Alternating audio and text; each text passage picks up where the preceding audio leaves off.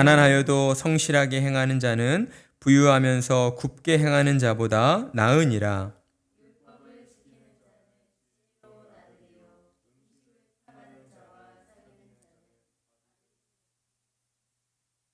중한 별리로 자기 재산을 늘리는 것은 가난한 사람을 불쌍히 여기는 자를 위해 그 재산을 저축하는 것이니라.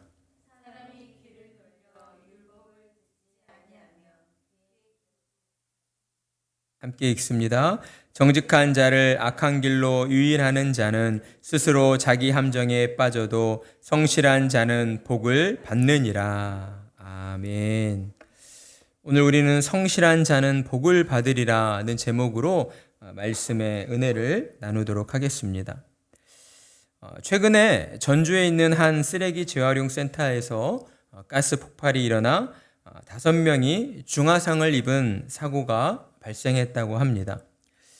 뉴스를 들어보니까 거기에서 일하는 노조에서 오래전부터 위험 요소가 있음을 감지하고 문제를 제기했다고 합니다. 그런데도 이런 사고가 발생을 했습니다. 왜 이런 사고가 발생을 했을까요? 사전에 위험 요소가 있다는 것을 알았다면 그 문제를 해결하고 그랬다면 이런 사고가 일어나지 않았을 텐데 왜 그러지 못했을까? 우리는 이런 문제들 앞에서 한 번쯤은 생각을 해볼 필요가 있겠습니다. 그리고 또 이와 관련하여 우리나라의 중대재해처벌법이라는 법이 있습니다. 여러분 이 법이 어떤 법인 줄 아십니까? 이 법은 공장이나 또 작업장에서 최소한의 안전장치를 설치하지 않아 사고가 발생했을 때 그 회사의 경영자를 처벌할 수 있도록 만든 법입니다. 왜 이런 법이 만들어졌습니까? 최소한의 안전장치가 없어서 작업자가 다치거나 사망하는 일들이 끊이질 않고 벌어졌기 때문입니다.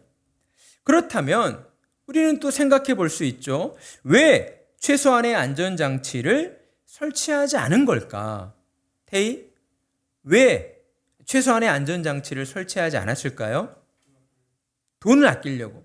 맞습니다. 제가 말씀드리려는 그 핵심에 바로 그런 내용이 있어요. 이러한 문제는 비단 한 개인이나 어떤 한 회사만의 문제가 아닐 것입니다. 우리 주변에 안전사고로 다치거나 사망하는 사람들이 적지 않기 때문인 것이죠. 우리는 이러한 문제를 사회 공동체의 문제로 여겨야 합니다. 대한민국 공동체가 함께 고민하고 해결해 나가야 하는 문제라는 거예요. 문제를 해결하려면 원인을 제대로 파악해야 합니다.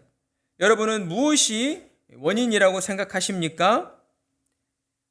태희가 구찌 데리고 뒤로 가 있으세요. 데리고 온 사람이 책임을 지시고 다음부터는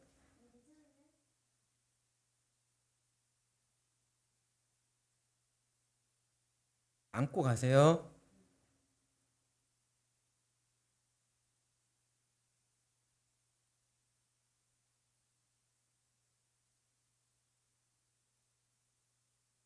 이러한 사회적 문제를 공동체의 문제로 여기고 대한민국 공동체가 함께 이 문제를 고민하고 해결해 나가야 한다라는 것이죠. 문제를 해결하기 위해서는 원인을 제대로 파악해야 되겠죠. 무엇이 근본적인 원인이겠습니까? 우리 사회에서는 이러한 안전사고가 끊이질 않는 이유가 사람들의 안전불감증 때문이다라고 이야기하기도 합니다.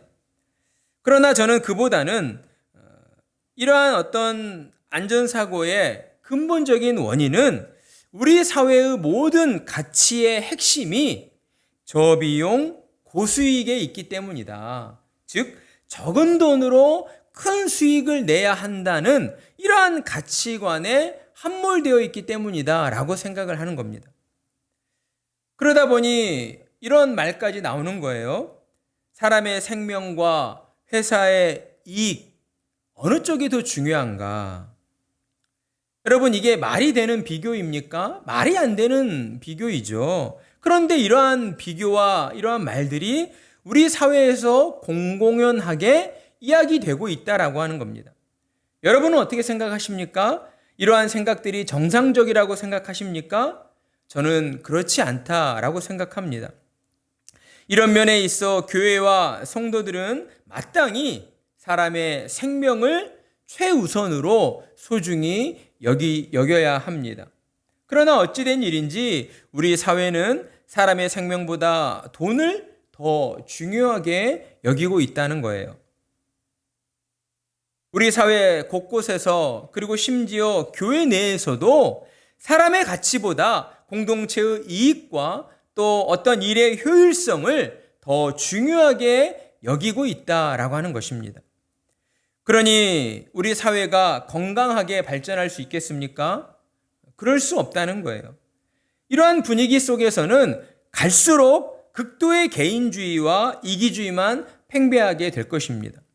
타인을 배려하는 윤리, 도덕적 가치관은 사라져버리고 그저 돈만 벌면 돼. 그저 나만 잘 되면 돼. 그저 나만 성공하면 된다라는 생각으로 가득 차게 될 거예요. 여러분 한번 생각해 보십시오. 그런 생각을 가진 사람들이 이 사회에 가득 차 있다. 그 사회가 평안하겠습니까? 매일매일 새로운 갈등과 대립이 일어나게 될 것이고 끊이질 않는 그러한 갈등 속에서 불행한 사회로 전락해 버리고 말 것입니다. 그러니 교회와 하나님의 백성들이 나서서 이러한 사회를 바로 잡아야 하는 것이죠. 세상의 가치관을 뛰어넘어서 하나님 나라의 가치관으로 이 세상을 정화시켜 나가야 한다라는 것입니다. 그렇게 하여 다음 세대와 우리의 자녀들에게 더 살기 좋은 세상을 물려주어야 한다라는 겁니다. 그러기 위해 저와 여러분은 먼저 하나님의 지혜의 말씀으로 우리 자신이 먼저 하나님 나라의 가치관으로 우리가 무장해야 합니다. 우리가 먼저 바로 서서 세상을 밝히는 빛과 소금으로 나아가야 한다라고 하는 것이죠. 하나님은 오늘도 지혜의 말씀을 우리에게 들려주시며 세상적인 가치관이 아니라 하나님의 가치관으로 너희 자신을 무장해야 한다라고 우리에게 말씀해 주고 있습니다. 6절의 말씀을 보면 가난하여도 성실하게 행하는 자는 부유하면서 굽게 행하는 자보다 나으니라. 아멘. 사람들은 이 말씀을 들을 때에 아마도 가난하다라는 표현과 부유하다라는 표현에 초점을 맞출지 모르겠습니다. 그러면서 가난한 것보다는 부유한 것이, 부자인 것이 좋지 않을까라는 생각을 우리 스스로도 가질지 모르겠습니다. 그러나 여러분, 이 말씀의 핵심은 가난과 부자에 있지 않다는 것이죠. 뒤이어서 나오는 성실하게 행하는 자와 굽게 행하는 자에 초점이 맞춰져 있는 말씀입니다. 성실하게 행한다는 말은 히브리어로 진실하게 행한다는 의미입니다. 그리고 굽게 행한다는 것은 겉과 속이 다른 모습으로, 즉 겉으로는 선한 척하면서 속으로는 악을 꾀하는 그런 모습이라고 할 수 있습니다. 그리고 이러한 행위는 누구 앞에서의 행위인가? 곧 하나님 앞에서의 행위를 가리키고 있는 것입니다. 세상에서는 여러분 진실하지 못해도 성공한 사람, 부자가 된 사람들을 인정합니다. 그들을 높이 평가하는 거예요. 그 사람의 됨됨이, 그 사람의 어떤 정직함, 그 사람이 얼마나 진실한가는 그렇게 중요한 덕목으로 여겨지지 않습니다. 성공하고 부자가 되면 그 사람을 인정하고 높이 평가하는 것이죠. 그러나 여러분, 하나님은 그렇지 않으시다라는 거예요. 하나님 앞에서는 그렇게 될 수가 없다는 것이죠. 세상의 가치관과는 정반대로 가난할지라도 진실한 사람이 하나님 앞에서 인정을 받게 되는 것입니다. 하나님이 중요하게 보시는 부분이 무엇인가를 저와 여러분은 깨달아야 합니다. 하나님이 정말 중요하게 보시는 부분은 무엇입니까? 저와 여러분이 얼마나 성공했는가, 얼마나 부자가 되었는가, 얼마나 잘 먹고 잘 살고 있는가가 아니다라는 것이죠. 하나님 앞에서 저와 여러분이 진실하게 행동하며 살아가고 있는가. 이것이 정말 중요한 부분이다라는 것입니다.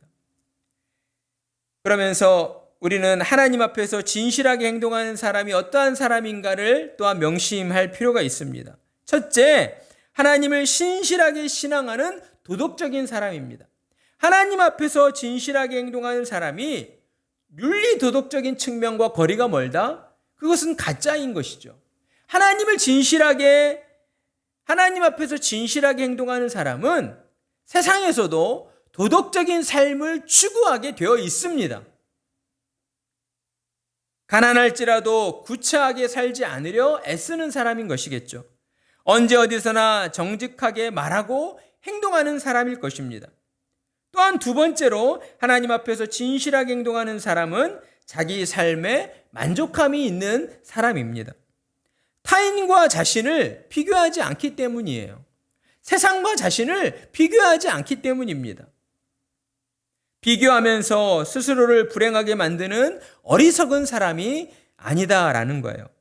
하나님을 신실하게 신앙하기 때문에 늘 하나님만을 믿고 의지하면서 하나님의 은혜에 날마다 감사함으로써 자신을 만족할 줄 아는 그러한 사람인 것입니다. 그리고 마지막 세 번째는 죽음 이후 내세에 기업이 있음을 확신하고 날마다 성실하게 행하는 사람입니다. 여기서 성실하게 행한다는 것은 하나님을 두려워하는 심령을 가지고 있다는 것을 의미하고 있습니다. 하나님 앞에서 진실하게 행동하는 사람은 이처럼 세상적인 가치관보다는 하나님의 말씀을 가장 중요한 가치로 여기며 하나님을 두려워하는 마음을 가지고 있기 때문에 어때요? 매일의 생활 속에서, 매일의 삶 속에서 늘 하나님 앞에서 말하고 행동하는 그러한 성실한 모습으로 살아가게 된다라는 것입니다. 그리고 이어서 나오는 7절 이하의 말씀은 6절에서 가난하여도 진실하게 행하는 자, 곧 하나님을 경외하는 성도들에게서 나타나는 그러한 대표적인 모습들을 우리에게 설명해 주고 있습니다.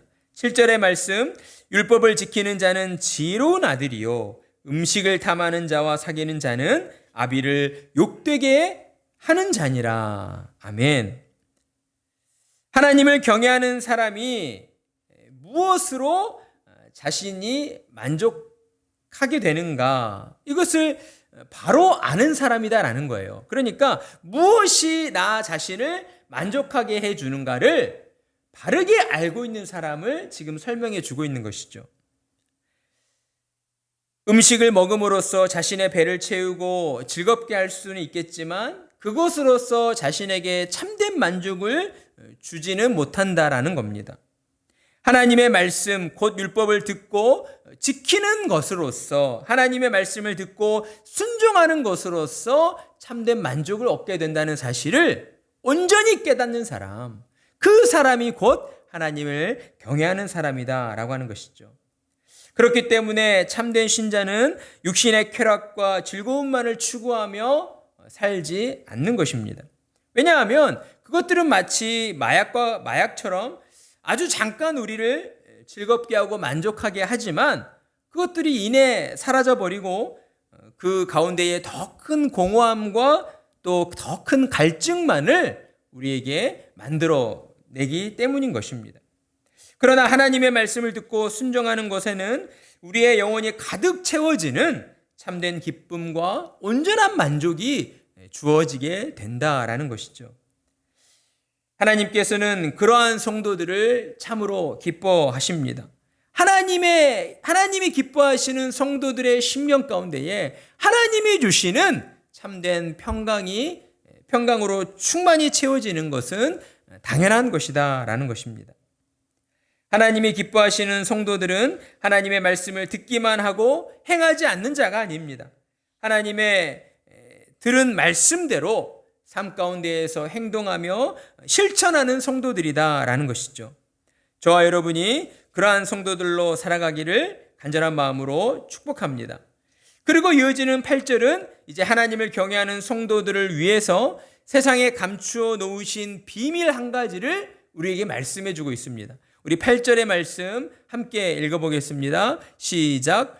중한 별리로 자기 재산을 누리는 것은 가난한 사람을 불쌍히 여기는 자를 위해 그 재산을 저축하는 것이니라. 아멘. 여러분 이 말씀 이해가 되십니까? 옛날 이스라엘 사회에서는 가난한 사람, 그러니까 가난한 동포에게 돈을 빌려줄 때에 이자를 받는 것을 금하였습니다. 이게 이제 출애굽기나 레위기 말씀에 나오는 하나님의 율법이었어요. 그래서 이제 이스라엘 레위기의 말씀을 보면 그 모든 노예들도 이제 7년이 지난 희년이라고 불렀죠. 희년이 되었을 때에는 그 노예들에게도 다시 자유를 주는 그러한 하나님의 율법이 있었습니다. 그러니까 하나님께서는 항상 어때요? 하나님의 백성들이 더불어 함께 잘 살도록 하는 그러한 규례들을, 율법들을 이스라엘 백성들에게 주셨다라는 거예요. 그러나 그들 가운데에서도 이스라엘 백성임에도 불구하고 하나님의 말씀을 어기고 돈을 빌려주면서 많은 이자를 받아서 재물을 모으는 그런 사람들이 있었습니다. 이러한 사람들은 하나님보다 무엇을 더 의지하는 사람이었을까요? 재물을 더, 돈을 더 의지하는 사람이었다라는 것이죠. 그런데 이들은 정말 중요한 한 가지 사실을 놓치고 있었던 것이죠. 재물은 누구의 것입니까? 세상의 모든 금은 보화가 돈이 누구의 것입니까? 하나님의 것이다 라는 것입니다. 하나님께서 세상 모든 만물의 주인이시다 라는 거예요. 따라서 사람이 아무리 열심히 많은 재물을 모았다 할지라도 그 재물은 자기의 것이 될 수가 없는 것입니다. 하나님의 것입니다. 모두 하나님의 것이에요. 하나님께서 하나님의 뜻하신 바를 위하여 잠시 맡겨주시는 것일 뿐이다 라는 거예요. 예수님께서도 이와 같은 말씀을 하셨잖아요. 한 주인이 여행을 떠나면서 자신의 주인들에게 이제 달란트를 맡겼잖아요. 돈을, 재물을 맡겼잖아요. 그 맡기는 것과 같은 의미인 것입니다. 우리가 돈이나 세상의 모든 재물의 주인이 될 수가 없다는 거예요. 그렇기 때문에 하나님을 의지하지 않는 자가 모은 재물은 어때요? 결과적으로 그들이 원하는 대로 그들 마음대로 쓸 수가 없는 것입니다. 하나님께서 그렇게 쓰도록 내버려 두시질 않으시는 거예요. 하나님의 뜻은 언제나 가난한 사람들을 향해 있기 때문인 것이죠. 하나님께서는 이 땅 가운데에서 특별히 하나님의 택한 자녀들이 가난으로 인하여 고통받고 있는 것을 기뻐하지 않으십니다. 그들을 위하여 하나님을 의지하지 않는 악한 자들이 모아놓은 재물이 쓰여지도록 하나님은 역사하시는 분이시다라는 것이죠. 그러니 참 성도는 하나님의 뜻에 따라 가난한 사람들을 불쌍히 여기고, 특별히 여기서 가난한 사람들 가운데에는 하나님의 택한 백성들을 우선적으로 의미하고 있죠. 교회 안에 함께 신앙생활하는 성도들 중에 가난으로 인하여, 물질적인 어려움으로 인하여 고통받고 힘들어하는 성도들이 있다면 그들을 우선적으로 도울 수 있는 그러한 마음이, 그러한 믿음이 우리에게 있어야 하는 것입니다. 여러분, 그래서 기독교 단체나 극동방송이나 선교로 나가서 수고하시는 선교사님들을 위해 우리에게 있는 재물을 써야 되는 거예요.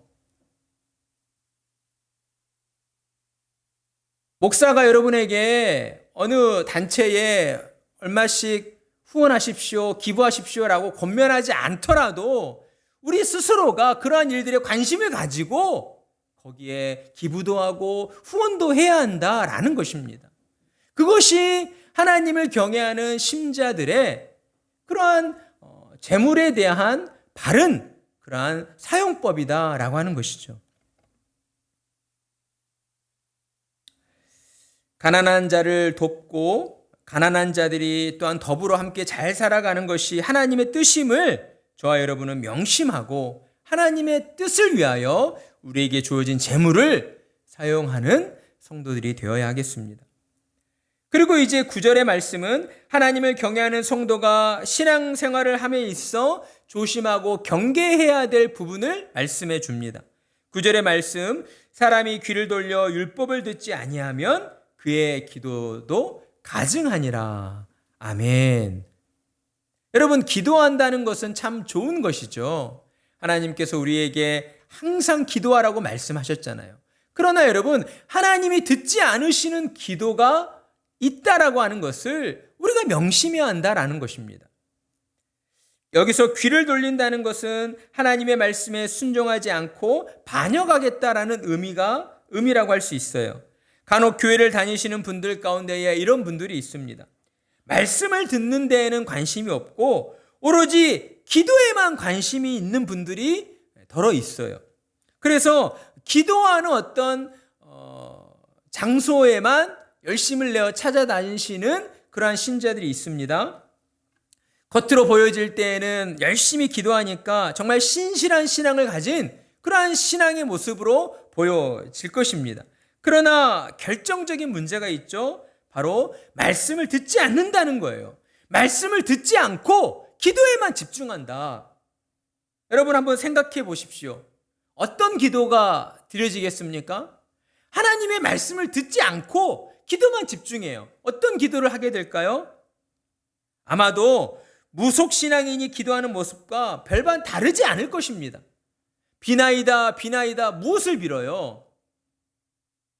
건강하게 사는 것, 장수하는 것, 잘 먹고 잘 사는 것, 내 자녀들이 공부도 잘하고 성공하고 부자 되는 것, 이것만을 위해서 기도하지 않겠습니까? 안 믿는 사람들도 절에 가서 이것을 위해 기도하고 사이비 이단 종교인들도 이것을 위해서 기도합니다. 하나님을 신앙하는 신자들의 기도는 이런 기도여서는 안 된다라고 하는 것이죠. 물론 이러한 기도를 우리가 드리면 그것이 죄가 된다든지 하나님이 기뻐하시지 않는다, 그걸 말씀드리는 것이 아니죠. 중요한 게 무엇인가? 하나님의 말씀을 듣고 들려진 그 말씀에 따라서 하나님 앞에 나아가 기도드려야 한다라고 하는 것이죠. 그래서 예수님이 우리에게 주기도를 가르쳐 주셨잖아요. 주기도의 내용에 어디 한 구석에 이 땅에서 잘 먹고 잘 살게 해주십시오, 그런 기도의 내용이 있습니까? 없어요. 우리가 신앙생활하면서 정말 신앙을 잘못 우리가 이해하고 있는 부분이 바로 그런 면인 것입니다. 하나님께서 우리에게 그것을 지금 깨우쳐 주시고 있는 거예요.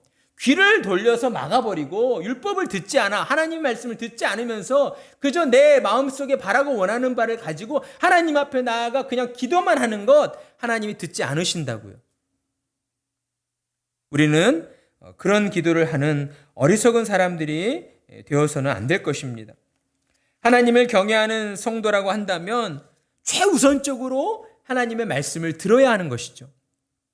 하나님의 말씀을 듣고 그 말씀에 순종하는 가운데에 어때요? 말씀을 순종하는 일이 쉽습니까? 쉽지 않잖아요. 하나님 말씀대로 산다는 것이 결코 쉽지 않아요. 그렇기 때문에 하나님 앞에 나와 은혜를 구하며 기도하는 것이에요.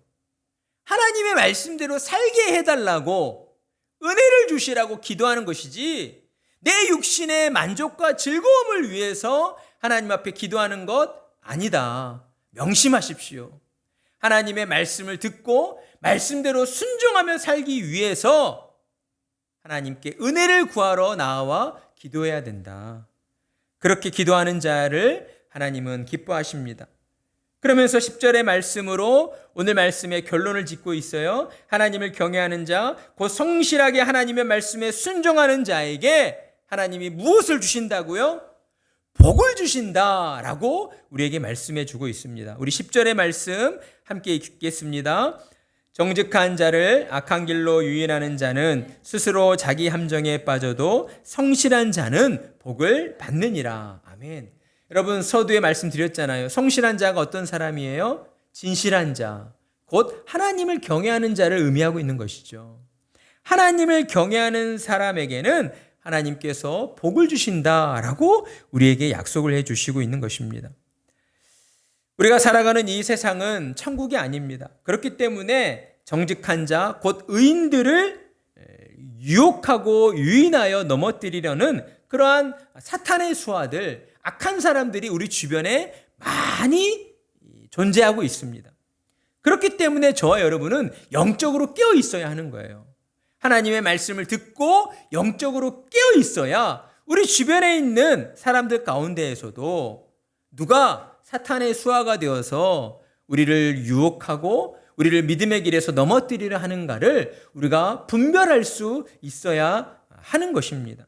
하나님을 경외하는 자는요, 그냥 맹목적으로 하나님만을 신앙하는 자가 아니라 하나님의 말씀을 듣고 들려진 하나님의 말씀의 지혜를 가지고 우리 주변의 일들을 둘러보며 분별할 줄 아는 그러한 믿음의 사람이어야 한다라고 하는 것이죠.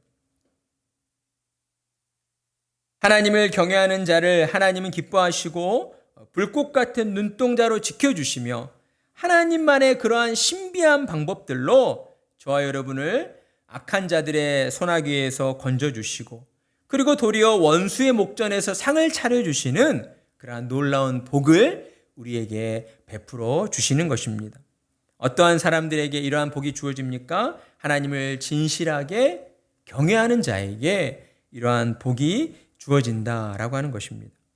그러니 사랑하는 성도 여러분, 저와 여러분은 세상의 가치관에 휘둘려서 또 세상의 일들 앞에서 두려워 떨어서는 안 될 것입니다. 우리의 영혼의 구주이신 하나님 한 분만을 두려워하면서 날마다 하나님의 말씀을 듣고 하나님의 말씀에 순종하며 또한 하나님이 기뻐하시는 믿음의 사람들로 우리는 살아가야 하겠습니다. 그것이 우리의 삶의 유일한 목적이고 또한 하나님을 기쁘시게 하는 자에게 하나님께서 큰 은혜와 복을 베풀어 주실 것입니다. 하나님의 은혜와 은총을 더 많이 누리시며 살아가시는 참으로 복된 성도님들 되시기를 주님의 이름으로 축복합니다. 아멘.